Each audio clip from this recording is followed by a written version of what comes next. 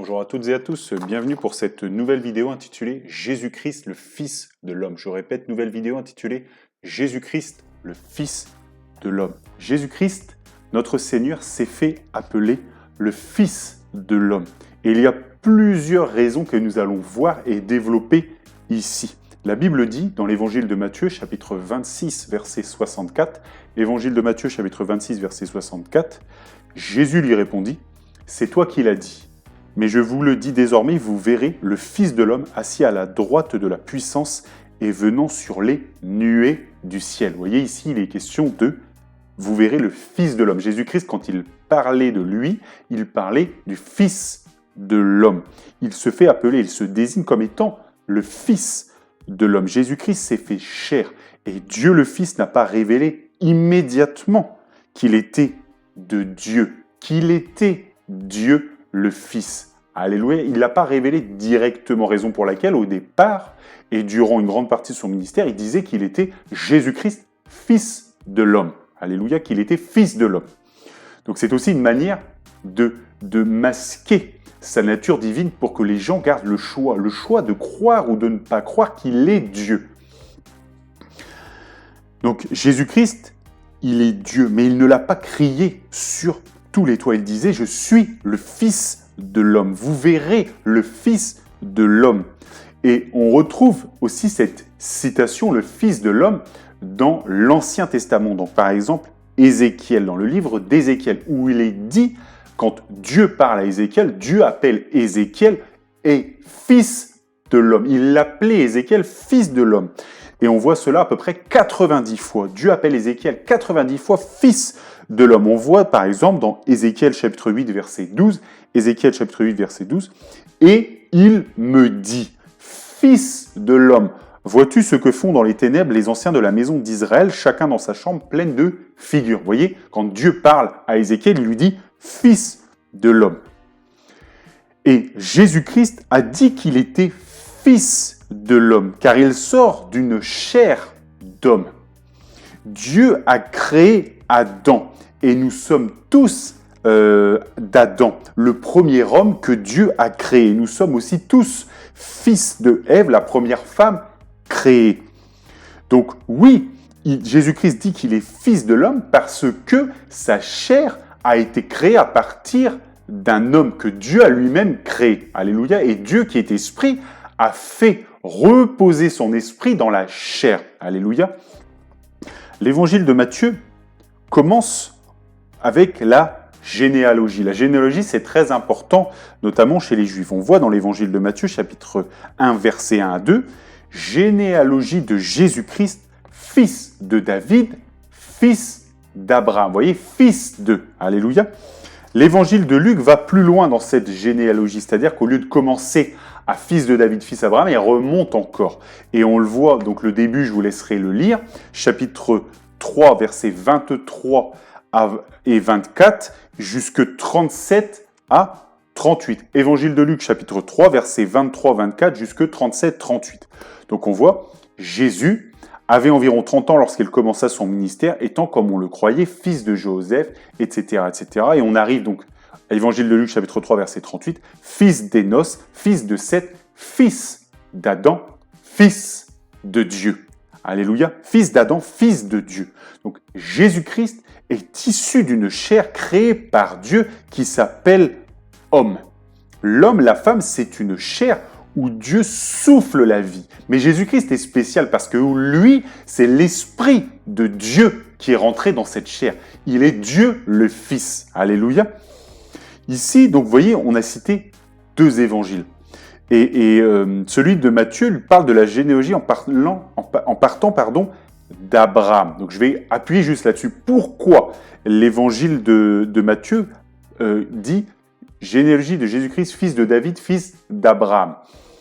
Parce que Abraham, c'est le père des patriarches à qui Dieu a fait des promesses. Il est le fils de la promesse. Et Dieu aussi nous a fait des promesses dans sa parole, dans sa Bible, à nous qui sommes enfants de la promesse pour prix de notre foi en Jésus-Christ. Alléluia.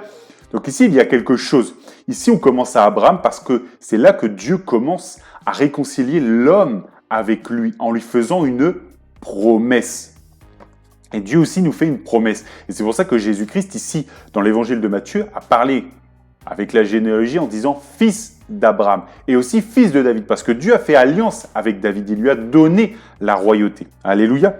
Je m'arrête là-dessus. En tout cas, l'évangile de Luc, lui, dans la généalogie, il remonte avant Abraham. Et il va jusqu'à cette phrase merveilleuse « fils d'Adam, fils de Dieu ». Cela nous rappelle qui nous sommes. Nous sommes enfants d'Adam. Et Adam est une création divine. Il n'est pas Dieu, mais il est issu de la volonté de Dieu exprimée à travers sa création. Il n'est pas créateur, Adam, mais il est fruit de la création. C'est ça, l'homme. Et Jésus-Christ, le Fils de l'homme, il est une création. Cette chair est une création où Dieu s'est incarné. C'est une création où Dieu se fait chair. C'est pour ça qu'il dit « Fils de l'homme ». Jésus-Christ, le Fils de l'homme, nous rapproche de Dieu, car nous voyons le divin dans une chair et nous comprenons que nous sommes spéciaux, car bien que n'étant pas Dieu, nous ne sommes pas Dieu, nous sommes créés par Dieu et donc le fruit de Dieu. Jésus-Christ dit qu'il est le Fils de l'homme. Il annonce par là sa volonté que nous nous rappelions qui nous sommes, enfants de Dieu, car enfants d'Adam. Les anges sont aussi appelés enfants de Dieu, car créés par Dieu. Alléluia. Oui, dans une chair faible, nous sommes enfants de Dieu. Il vient réconcilier Dieu le Fils, Jésus-Christ, dans un acte d'amour. Il vient nous réconcilier avec Dieu. Il veut réconcilier l'homme chassé d'Éden pour son péché. Il veut nous réconcilier, bien sûr, avec lui-même, avec Dieu. Un fils ou une fille, c'est un renouveau, une nouvelle destinée, une nouvelle chance de recommencer l'histoire. Et Jésus-Christ a dit qu'il était fils de l'homme pour réconcilier par le pardon de son sang l'homme avec son Créateur, avec le Dieu vivant.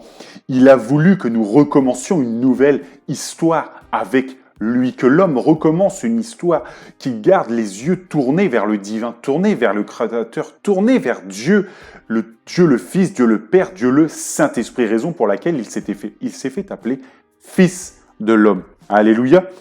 Jésus-Christ, il a fait aussi cela pour épouser notre condition.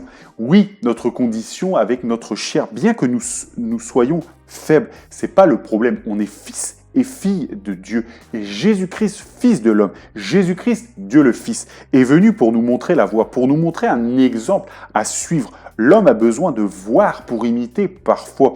Il a besoin d'entendre pour écouter. Il a besoin de quelque chose de palpable. Alléluia. Et Jésus-Christ, Fils de l'homme, c'est pour cela, c'est le modèle. Il s'est fait chair pour que nous le voyions. Il nous inspire par sa conduite. Lui, le Fils de l'homme. Alléluia. Et Dieu le Fils a dit « Ok, je vais me faire chair et montrer qu'ils sont mes enfants, ma création et que je les aime en absolvant leurs péchés par mon sang. » Et même si Jésus-Christ a été à la croix, car sa chair était faible, il a vaincu parce qu'il est Dieu. Et sa force, ce n'est pas sa chair, c'est son esprit, car Dieu est esprit. Alléluia. Donc quand Jésus-Christ dit qu'il est le Fils de l'homme, il nous appelle aussi à l'élévation spirituelle, à quitter la chair pour aller vers l'esprit, parce que lui qui est Dieu, il s'est incarné dans une chair. Il nous a montré l'exemple, la conduite, il a voulu nous réconcilier, il a voulu que l'on s'identifie à lui, qu'il soit l'exemple, mais il veut aussi que nous nous élevons par l'esprit, en adorant Dieu en esprit. Alléluia. C'est aussi un encouragement, parce que Dieu est esprit. Et nous savons que notre chair, la chair donc que Dieu a créée, avant d'insuffler la vie, cette chair, elle est temporaire. Alors que notre âme, lui, est éternelle. L'esprit, lui, est éternel. Alléluia. Donc voilà. Et Jésus-Christ, même s'il a épousé notre condition, il a vu que c'était, bien sûr, il a vu ici que c'était difficile et il a été cloué à une croix. Il a voulu nous montrer par là que même si oui, nous avons des problèmes, des difficultés parce que notre chair est faible, notre esprit, lui, est appuyé par Dieu. Dieu est au contrôle. Alléluia. Et ceux qui sont enfants de Dieu, en esprit, parce qu'ils croient en Dieu, Dieu les protégera. Ceux qui croient en lui seront enfants de Dieu à jamais. Et enfin, Jésus-Christ a dit qu'il était fils de l'homme, bien sûr, pour nous encourager. Parce que, encore une fois, parce que le fils est meilleur que l'homme ici. Alléluia. Bien sûr que Jésus-Christ est meilleur que l'homme. Bien que l'homme, Adam, ait péché, le fils, c'est-à-dire Jésus-Christ, lui n'a pas péché. Jésus-Christ, fils de l'homme, n'a pas péché. Il s'est fait chair, mais il n'a pas péché. Donc Jésus-Christ dit par là que les enfants de l'homme peuvent être meilleurs finalement que l'homme qui nous a engendrés. Nos enfants n'ont pas d'amertume, par exemple, nos petits-enfants n'ont pas d'amertume, d'animosité, de ressenti. Et oui, à bien des égards, ils sont meilleurs que nous. Et nous espérons qu'ils deviendront meilleurs que nous. Et devant Dieu, nous espérons bien sûr qu'ils pécheront moins que nous, qu'ils se battront mieux que nous encore que le péché, même si oui, nous savons que chacun d'entre nous a sa part pour lutter contre le péché. Alléluia. Donc quel papa finalement n'a pas rêvé que son fils ne le surpasse en tout? Et Jésus-Christ, en se faisant appeler fils de l'homme, vient nous dire qu'il n'y a pas de fatalité. Tu peux être meilleur que ton papa, même si c'était un grand pécheur, et obéir au Dieu vivant, même si tu es dans une chair qui ressemble à ton papa charnel. Alléluia. Jésus-Christ nous appelle frères, à nous qui croyons en lui, de sa famille, car fils de Dieu. Lui, il est divin, j'insiste là-dessus, c'est pas pareil d'être adopté, créé par Dieu et d'être Dieu. Jésus-Christ est Dieu, mais grâce à lui, nous sommes adoptés par notre Père céleste. Merci Seigneur. Donc oui, il a voulu que l'on s'identifie à lui, que l'on se réconcilie avec notre nature profonde qui est d'être avec Dieu, de vivre éternellement, d'être enfant de Dieu par sa grâce, mais enfant de Dieu en étant adopté. Lui, Dieu le Fils, Jésus-Christ, il est de Dieu. Il n'est pas adopté, il est Dieu le Fils. C'est différent. Dieu veut mêler nos destins aussi. Raison pour laquelle il disait Jésus-Christ, Fils de l'homme. Il a voulu que lui, qui soit issu dans une chair Fils de l'homme, nous mêlions notre destin à lui. Que nous mêlions notre destin avec Dieu en ayant foi en lui. Alléluia. Il a voulu épouser nos destinées. C'est aussi ça la réconciliation qu'il a opérée en allant à la croix, en nous donnant un exemple, en épousant notre condition humaine, notre chair. Il a voulu mêler nos destinées, nous ramener vers lui. Le pasteur a voulu, le bon berger a voulu rappeler les brebis. Alléluia que nous sommes. Et je finirai aussi par dire que oui, Jésus-Christ finalement s'est fait appeler fils de l'homme, lui qui est Dieu, pour vraiment dans un acte, bien sûr, d'amour. Mais cet acte d'amour, cet acte de réconciliation, cet acte pour mêler nos destins, cet acte nous lance aussi un avertissement à ceux finalement qui ne croient pas en lui, qui ne croient pas en Jésus-Christ, en sa nature divine et en sa victoire sur la croix. Il leur rappelle par là même que les personnes qui ne croient pas sont finalement des rebelles et qu'en cela, ils sont fils du diable et pas fils de Dieu. Alléluia. Celui qui aime, qui pratique le péché, qui rejette Jésus-Christ et sa nature divine. Je recommence. Celui qui pratique le péché, qui rejette Jésus-Christ et sa nature divine, contrairement à celui qui aime son prochain, qui aime Dieu, qui aime Jésus-Christ. Alléluia, celui-là, il est de Dieu. Mais celui qui pratique le péché, qui rejette Jésus-Christ, sa nature divine, n'est plus enfant de Dieu. Il devient enfant du diable, comme les anges déchus des enfants du diable. Les anges déchus, ils étaient avant enfants de Dieu. Ils étaient créés par Dieu. Ils étaient bénis, tout comme les anges qui eux sont restés obéissants, comme Michel, etc., sont bénis. Mais eux, ces anges déchus, ils ont fait tomber la malédiction sur eux en suivant le diable dans sa révolte. Dans sa révolte, disant que c'était le diable qui était Dieu, que c'était pas Dieu qui était Dieu. Alléluia. Parce que le diable il est créature, mais il se dit créateur, mais il est menteur et père du mensonge. Alléluia. Parce que oui, il ment, il n'est pas Dieu. Mais ceux qui croient dans le fait que c'est le diable qui est Dieu, alors ils sont enfants du diable. Alléluia. Et ceux qui croient en Jésus-Christ, ceux qui croient le fait que Dieu, le Fils, c'est Jésus-Christ, qu'il est de Dieu, alors ceux-là sont vraiment enfants de Dieu. Alléluia. J'espère que vous m'avez suivi. Donc oui, fils de Dieu, nous le sommes, par sa grâce, mais pas d'orgueil. Parce que le diable a fini par croire qu'il était lui-même Dieu et il a fait finalement déchoir de la grâce des centaines et des milliers, des centaines de milliers d'anges qui sont devenus des anges déchus.